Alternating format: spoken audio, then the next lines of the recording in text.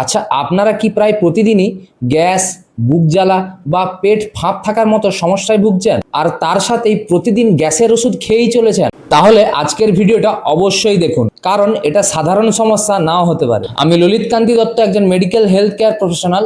আজ আপনাদের বলবো দিনকে দিন গ্যাসের সমস্যা কেন হয়, কি করলে কমবে, এবং গ্যাসের ওষুধ প্রতিদিন খাওয়া কেন ঠিক নয়। ভিডিওটি অবশ্যই শেষ অবধি দেখুন, অনেকটা ইনফরমেটিভ আছে। বারবার গ্যাস হওয়ার কারণ হতে পারে দেরি করে খাওয়া, অতিরিক্ত তেল মশলা, চা এবং কোল্ড ড্রিঙ্কস খাওয়া, বেশি স্পাইসি ফুড, অতিরিক্ত স্ট্রেসে থাকা, ঘুম কম হওয়া, কনস্টিপেশনের সমস্যা, কখনো আবার অ্যাসিডিটি বা স্টোমাক ইনফেকশনের কারণেও হতে পারে। তাহলে এখন প্রশ্ন হলো, কি করলে এই সমস্যা কমবে? কয়েকটি সাধারণ এবং ছোট ছোট কারণ যদি আপনারা মেনে চলেন, এই সমস্যা সহজেই কমানো সম্ভব। যেমন খাবার সময় মতো খান, একেবারে অনেকটা বা বেশি খাবার না খেয়ে অল্প অল্প বারে বারে খান, রাতে খুব দেরি করে বা অতিরিক্ত খাবার খাবেন না, রাতে হালকা খাওয়ার চেষ্টা করুন এবং অল্প খাবার খান, খাওয়ার সময় অতিরিক্ত জল পান করবেন না, হয় খাওয়ার 1 ঘন্টা আগে বা খাওয়ার 1 ঘন্টা পর জল খান, খাবার প্রপার চিবিয়ে চিবিয়ে খান, বেশি অয়েলি এবং জাঙ্ক ফুড খাওয়া কমান এবং খালি পেটে চা, কফি এগুলোকে অ্যাভয়েড করুন। আর একটা বড় ভুল যেটা প্রায় সবাই করে থাকে,